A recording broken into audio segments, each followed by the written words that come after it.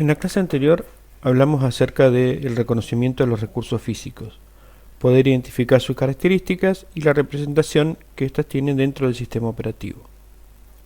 En esta clase lo que vamos a hacer es desarrollar los conceptos y procedimientos relacionados a la administración de procesos, es decir, a los recursos lógicos, como una instancia previa a poder evaluar el consumo de recursos por parte de los mismos.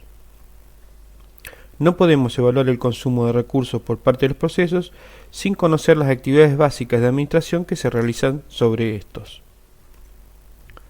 Un proceso es un programa en ejecución. Son las entidades vivas dentro de nuestro sistema. Cada programa que ejecutamos puede disparar la ejecución de uno o más procesos para llevar a cabo su tarea.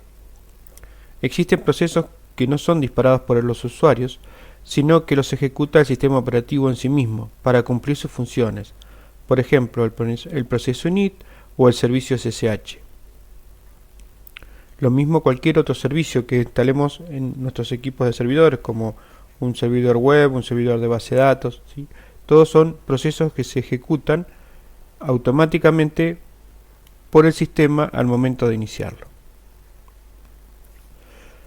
Los procesos en ejecución necesitan consumir recursos computacionales para llevar a cabo su tarea, es decir, van a necesitar CPU, memoria RAM, memoria secundaria o de swap, transferir datos por la red, etc. Algunos van a consumir más de un recurso y menos de otro. Esto va a depender de la tarea que debe ejecutar y en la forma en que fue programado. Así, un proceso de base de datos requerirá mucho acceso a disco, pero puede estar configurado para utilizar buena parte de la memoria con el fin de reducir el acceso a disco y hacer que funcione más rápido. El orden en que los procesos reciben tiempo de CPU es similar a lo que ocurre con las cajas de un banco. Cada caja de cobro es un CPU y las personas son los procesos. Al igual que en el banco, las colas se organizan por prioridades, de modo que algunos procesos pueden tener prioridad sobre otros a la hora de ser atendidos por el CPU.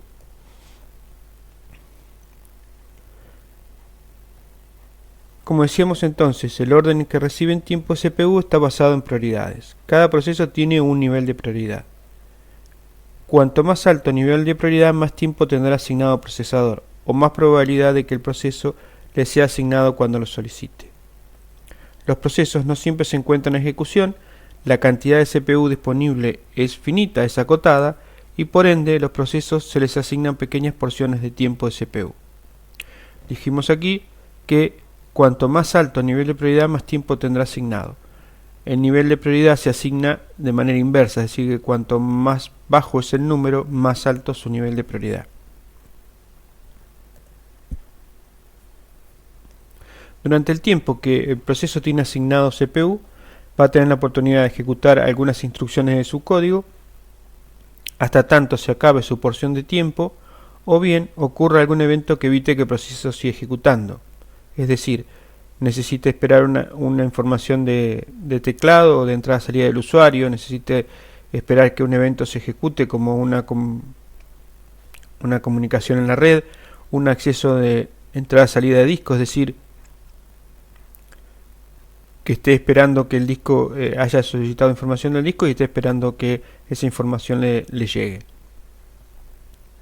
Esta fragmentación de tiempo de procesador entre los diferentes procesos dio paso a los sistemas operativos multitarea, permitiendo ejecutar varias tareas en un único procesador. Durante el tiempo de vida de un proceso, este se encontrará en diferentes estados.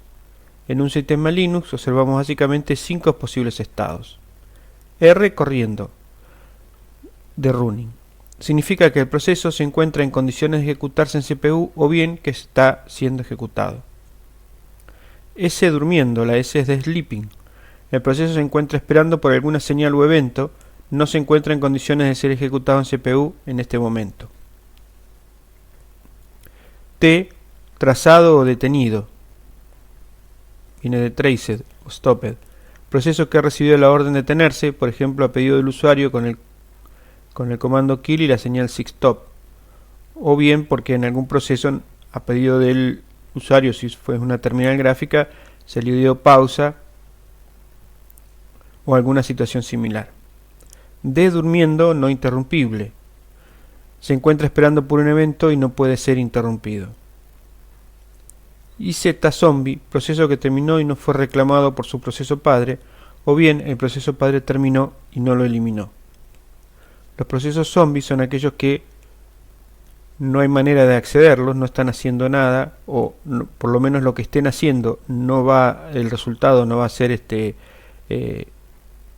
consumible por ningún otro proceso, y pueden estar ocupando recursos innecesariamente, tanto memoria como procesador.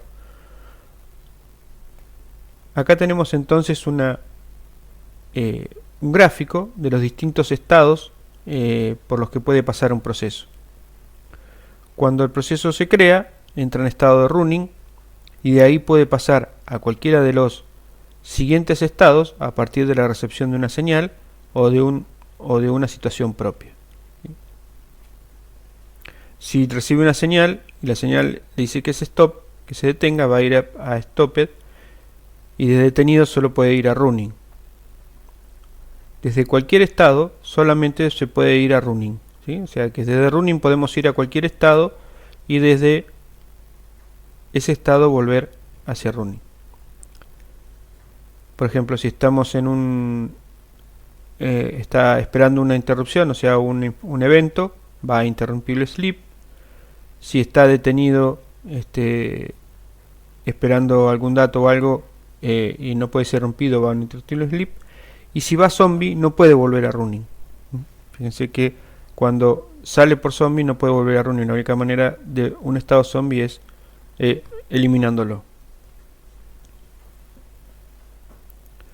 El administrador de sistemas entonces puede manipular el estado de los procesos enviándole señales a través del comando kill.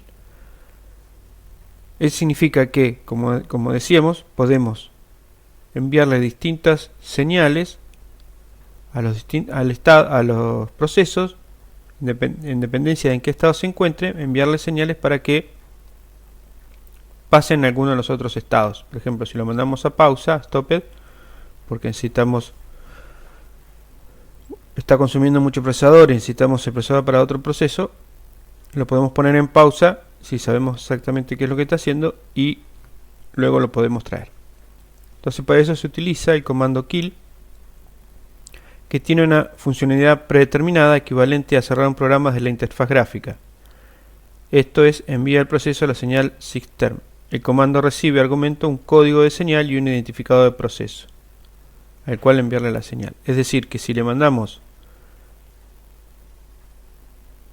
el código 15 o el parámetro SysTerm, lo que va a hacer es eliminar el proceso. Tenemos que tener en cuenta que cada proceso tiene un dueño y solamente el dueño y el superadmin, o sea el root, pueden enviarle señales al proceso. No voy a poder enviarle señal a un proceso de otro usuario si no soy superusuario.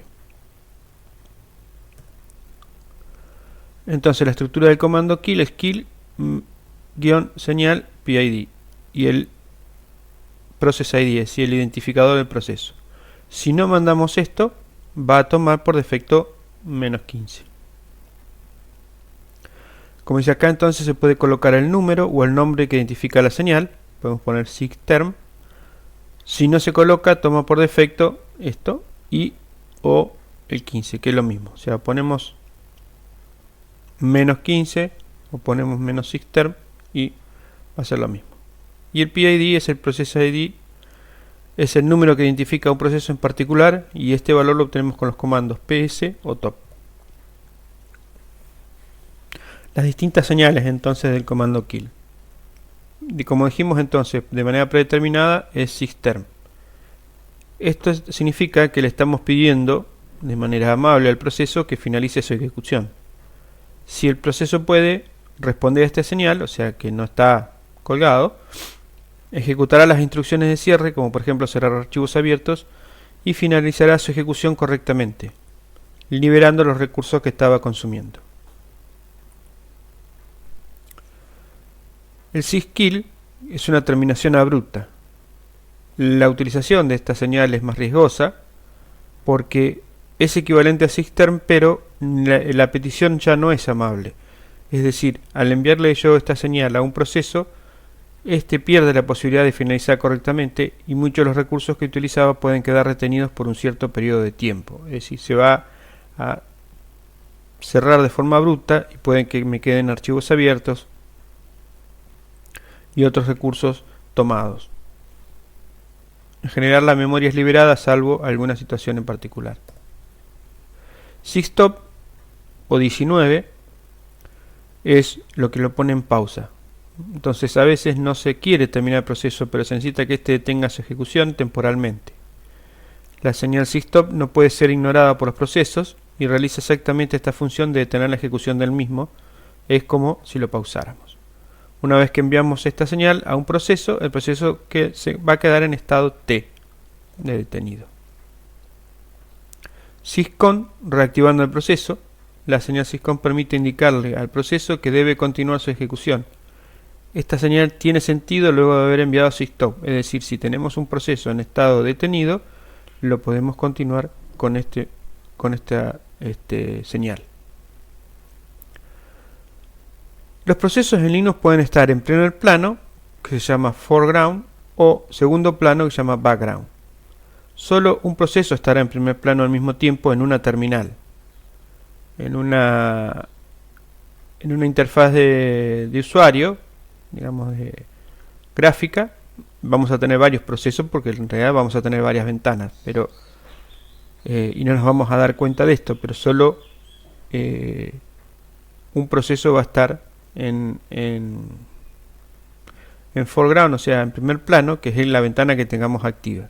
Lo mismo pasa en una terminal. En una terminal solo un proceso podemos tener en foreground o en primer plano y el resto van a estar en background. Y en una terminal en particular, el proceso que está en primer plano es con el que vamos a estar trabajando e interactuando en ese momento. Y un proceso que esté en segundo plano no tendrá interacción con el usuario. Ahí sí no hay manera de interactuar con el proceso en segundo plano. Un programa en foreground lanzado desde una terminal monopoliza dicha terminal, por lo que no podremos ejecutar ningún otro programa a la vez. Es decir, si lanzamos un programa que nos queda en primer plano, nos va a tomar el control de la terminal y solo vamos a poder interactuar con ese programa y no vamos a poder ejecutar otro programa. Por el contrario, un programa en background, una vez iniciado, deja de monopolizar la terminal desde el que se lanza y ésta nos vuelve a mostrar el prompt y la interacción. Es decir, que podemos lanzar procesos en background y una vez que termina de iniciar nos va a devolver el control de la terminal para que podamos seguir haciendo otras tareas. Para lanzar un proceso en segundo plano tenemos que poner a continuación del comando el símbolo ampersand. Es decir, hay procesos que no están diseñados para ejecutarse como demonios o como servicios, entonces los podemos lanzar en segundo plano incorporándole al final de la línea de comando el ampersand. En otros procesos que sí están pensados para ejecutarse como servicios o demonios, normalmente tienen un parámetro -d que los define como demonio para que se ejecuten de esa manera.